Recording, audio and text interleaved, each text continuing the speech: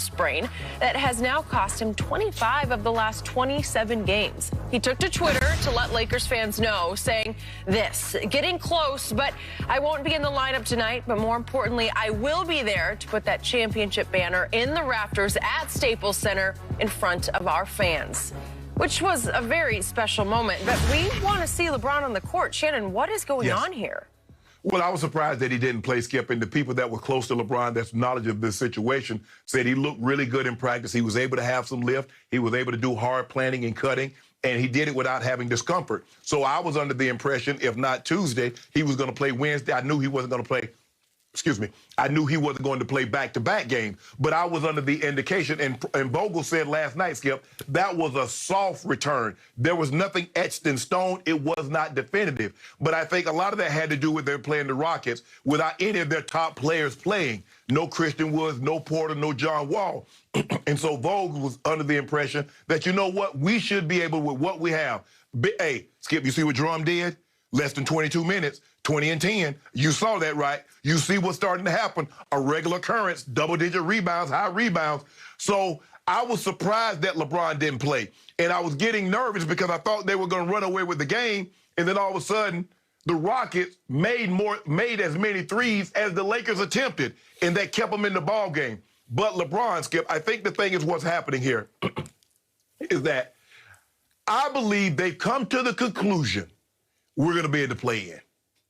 Because we got to win out and then hope. Now, Portland's theoretically, they still got Phoenix, they still got Denver. They theoretically could lose out, but they're playing extremely well. I don't expect Dallas to lose out, anything like that. So I think they believe that they're probably going to be relegated to the play-in game. And I want LeBron James 100% healthy if that's the situation. But the way with the way THT is playing and those guys are playing, we might not even play them until we have to face who we place in the first round. We might not even let y'all see AD and LeBron in the play-in tournament. That's how confident we feeling. I was a little nervous last night, Skip, because I thought we could handle that game with ease. But they kept bombing away threes, so I started to get nervous, like a long-tailed dog in a room full of rocking chairs. I was nervous like that, Skip. You know what I'm talking about. So, but once THT and Coos took the game over for us last night, I was like, okay, we might be on to something. And I also think Vogel wants to see, Skip, you can't play 12 guys come playoff time. Who can I really trust when the rubber needs to meet the road and I need to play them down the stretch? Because you remember the night before, Skip, against the Knicks, I don't know if you noticed this, Big Drum played down the stretch and all of overtime. So he's earning his minute. Wesley Matthews came in, played really well. THT playing really well. So I think this was an opportunity for him. Another look. Guys, who can we count on? Who do we believe if we need a closing stretch that the best 5 players that we could put on the court to give us the best chance to win? And that's what he's looking at right now. But I, like you, Skip, was surprised LeBron didn't play last night. But it's another day. Get that ankle even healthier. Another day today, healthier. Friday, healthier. And then Saturday, we're going to unleash that fury on Indy. We're going to unleash it on Sabonis. We're going to unleash it on Holiday. Yeah, y'all got to see us. Lord have mercy. Okay. First of all, just for the record, right now the Houston Rockets are the worst NBA team I've seen in a decade. That's how bad they are.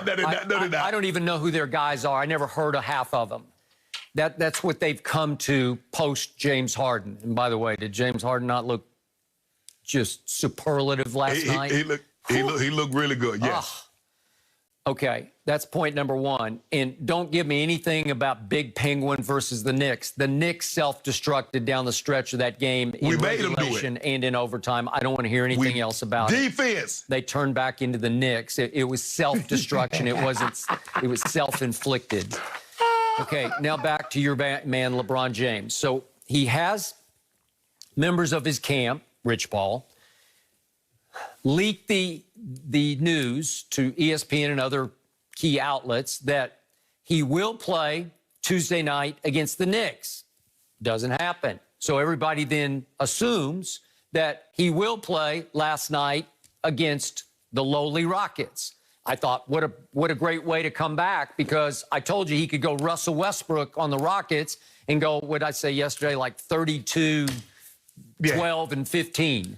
Yeah. Okay, and I think he would have if he had chosen to, and he did not choose to, and it was really weird to me because this is getting stranger by the day. And then... What's strange about it? Yeah, I woke up this morning and I thought, okay, who is the greatest excuse planter in the history of sports? It's your man, Ankle James. So what is he doing here? He plants excuses like they're magic beans that grow into beanstalks. So now he's planted the excuse of, hey, don't look at me. Don't blame me. I didn't even get to play down the stretch of the season. What's he missed now? Like 30 games out of 32? 25 out of 27. 25 out of 27 games. So he tried to come back against Sacramento, and he re-injured his pride because he missed the last-second shot. And then he tried to come back a couple nights later against Toronto at home, and he got embarrassed again, and he hurt his pride even more.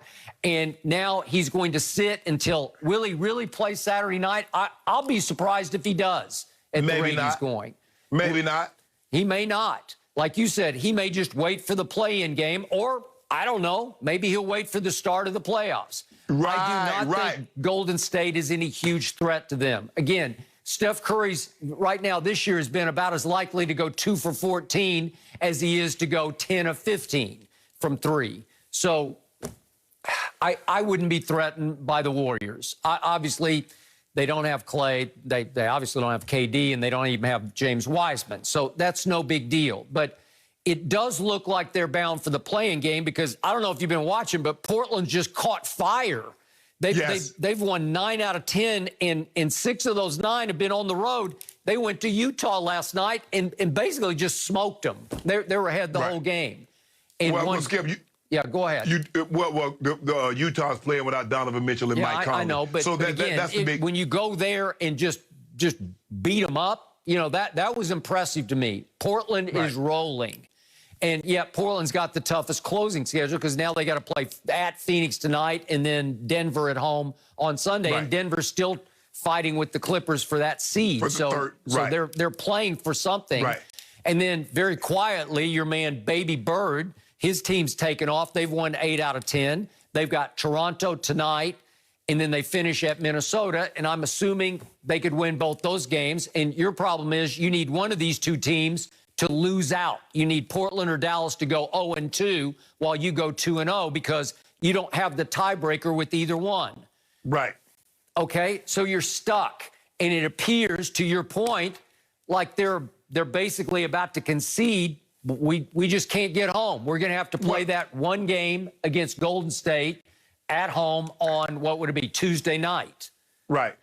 Skip, I believe the thing is, I believe both AD and LeBron plays on Saturday. I think that's when they play Indiana. They do. And if they win that game, and they'll see what happens with Portland, will determine whether or not they play the final game of the season. Because if Portland wins, well, it's a moot point. There's no sense in LeBron playing. Let's go ahead and give him another day of rest.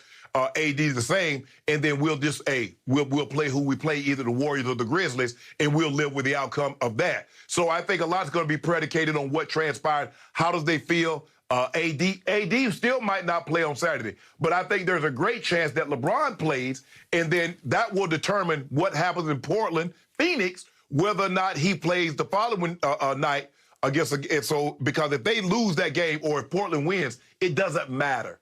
It does not matter. Let's go ahead and get the young guys some more reps, some more opportunities. I like to see Keith Morris get some more time because he caught fire. He played well last night. He's been struggling lately with the shot because he's been in and out of the lineups, DMPs, not playing, spotty play. So I like to see him get some more minutes so he can get a little better rhythm going into the playoffs. But I'm not concerned. But to answer Jenny's question, yes, I was surprised LeBron didn't play last night. Not so much against the Knicks, because I felt if he played against the Knicks, he wasn't going to play last night. I thought last night he was going to play because, as he mentioned in his tweet, Skip, it was all about the banner being unveiled. Well, his ankle was good enough that he walked out and helped introduce the raising of the banner, right?